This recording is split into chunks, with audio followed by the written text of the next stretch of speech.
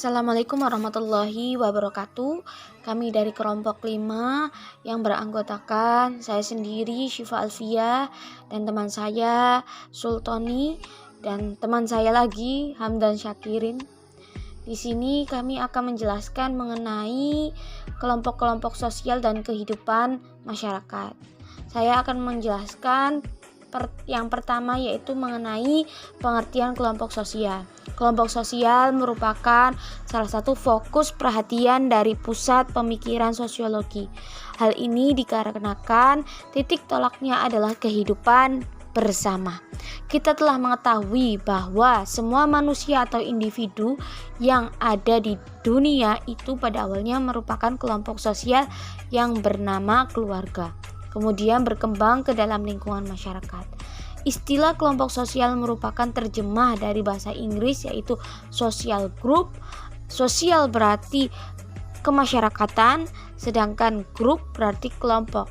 Sedangkan pengertian kelompok sosial menurut para ahli, yang pertama menurut Hendro Puspito mendefinisikan bahwa kelompok sosial adalah suatu kumpulan nyata, teratur, dan tetap dari individu-individu yang melaksanakan perannya secara berkaitan guna mencapai tujuan bersama.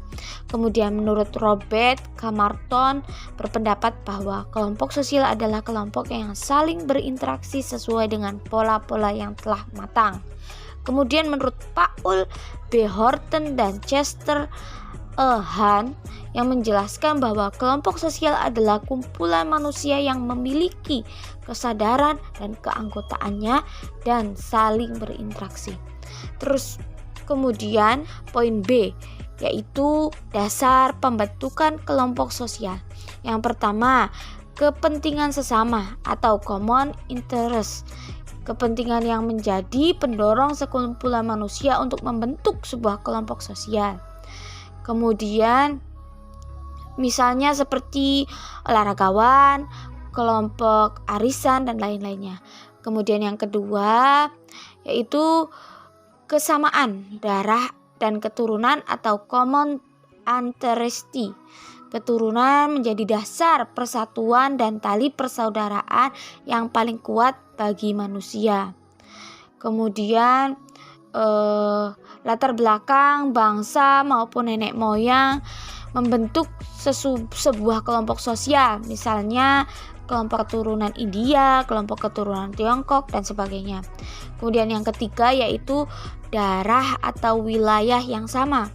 Kelompok sosial terbentuk atas dasar daerah atau wilayah yang sama, ditinggali, cenderung membentuk organisasi yang mantap dan kelompok sosial yang kuat.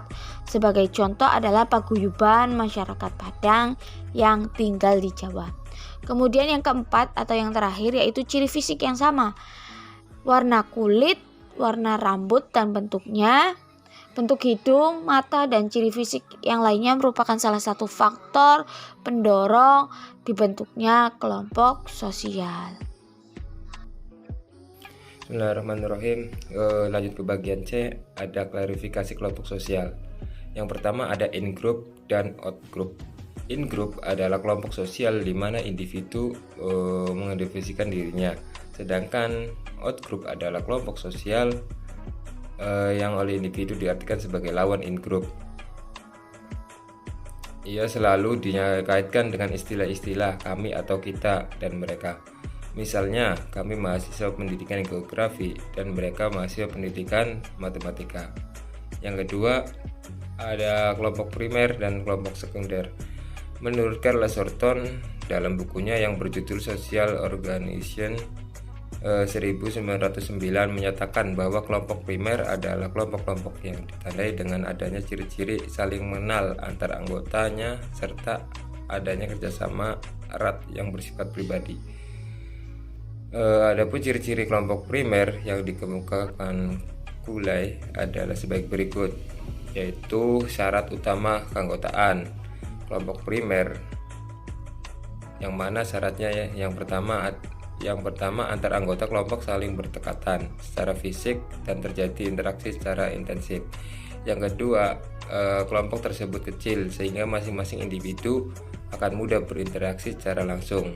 Yang ketiga, adanya suatu kelegangan hubungan antara anggota kelompok yang bersangkutan, misalnya hubungan darah dan pertemanan. Terus yang ciri yang kedua, sifat hubungan primer. Sifat yang dimiliki oleh kelompok sekunder adalah sebagai berikut. Yang pertama, ada masing-masing anggota tidak saling mengenal karena jumlahnya banyak. Terus yang kedua, bersifat tidak permanen. Yang ketiga, hubungan antar anggota renggang dan tidak perlu mengenal secara pribadi. Terus yang keempat, yang terakhir, pola hubungan cenderung mengarah pada hubungan formal karena sedikitnya kontak antar anggota, dan kontak tersebut baru akan terjadi ketika ada kepentingan dan tujuan tertentu. Terus yang ketiga, ada paguyuban dan petebayan.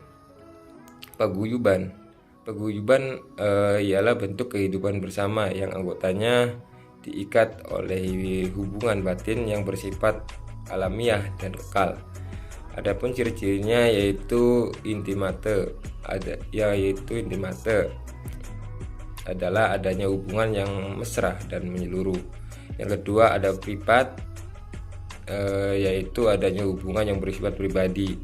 Yang ketiga, ada eksklusif, yaitu hubungan tersebut hanyalah untuk kita dan tidak untuk orang lain atau di luar kita.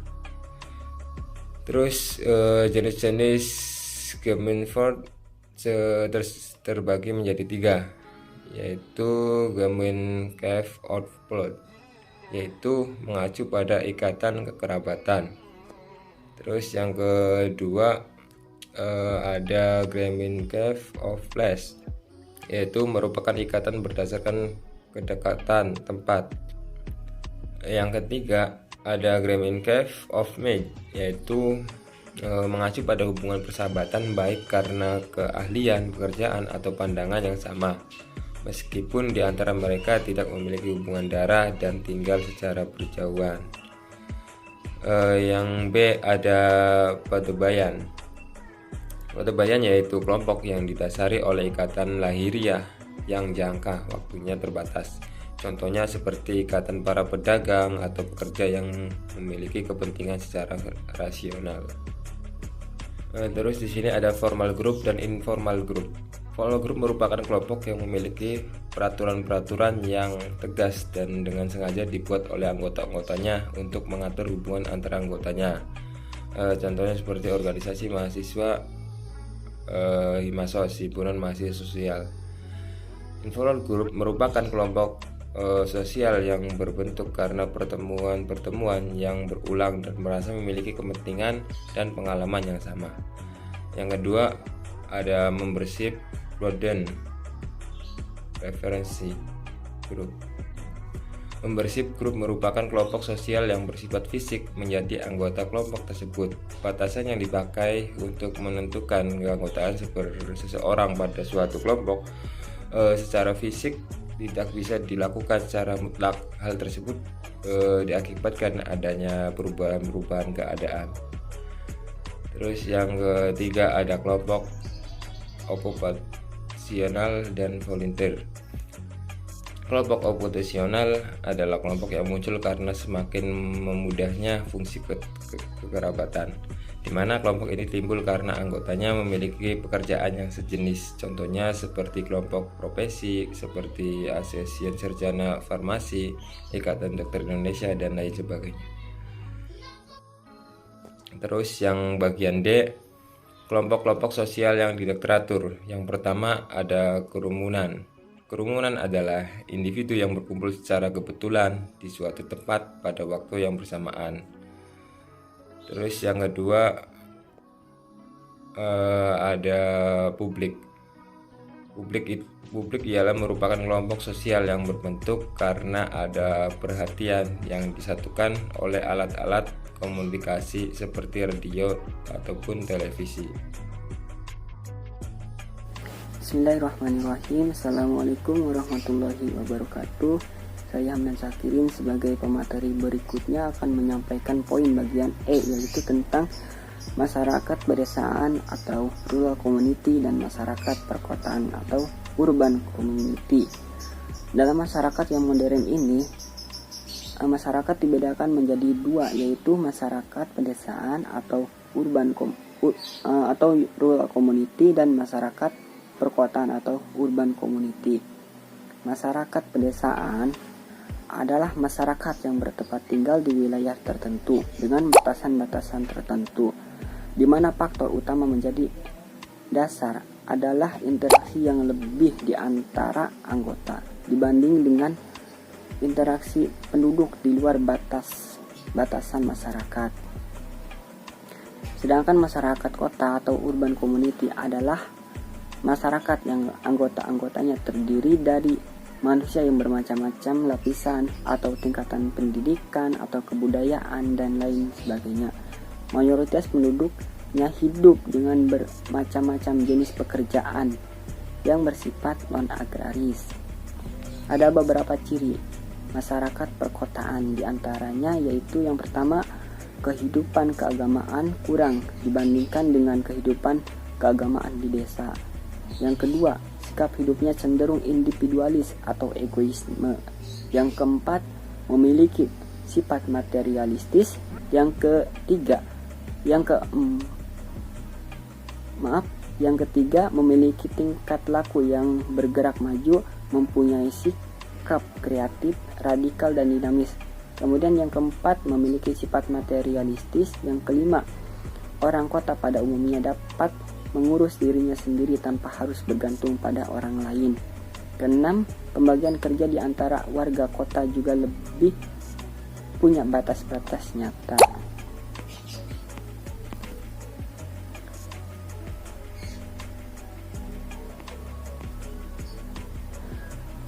Kemudian ada yang dinamakan sebagai proses perpindahan dari masyarakat kota, dari masyarakat pedesaan menjadi masyarakat perkotaan yang disebut dengan urbanisasi.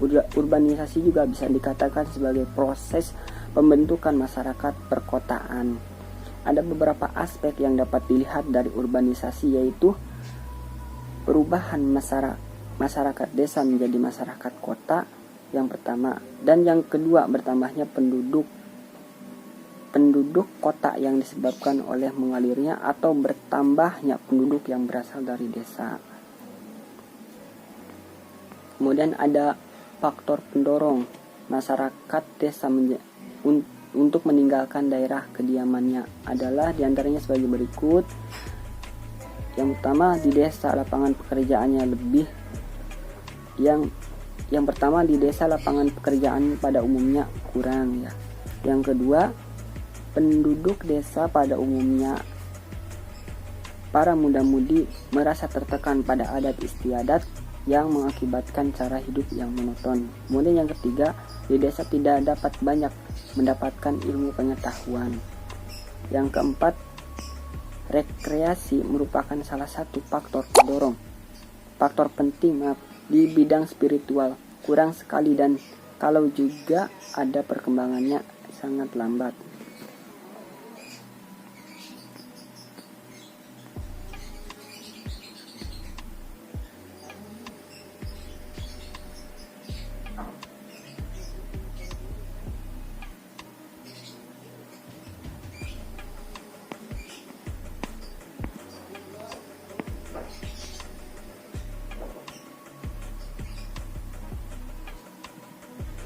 Kemudian yang kelima, bagi penduduk desa yang mempunyai keahlian lain selain bertani seperti misalnya kerajinan tangan, tentu menginginkan pasar yang sangat luas bagi hasil produksinya. Ini tidak mungkin didapatkan di desa.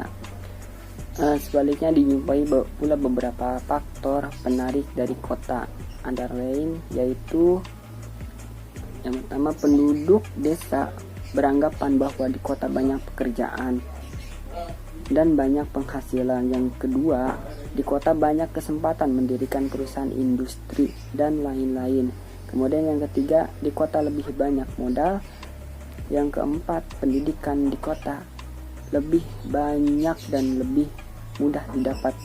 Yang kelima, kota merupakan tempat yang lebih menguntungkan. mengembangkan jiwa dengan sebaik-baiknya dan seluas-luasnya. Itu saja yang dapat saya sampaikan. Wassalamualaikum warahmatullahi wabarakatuh.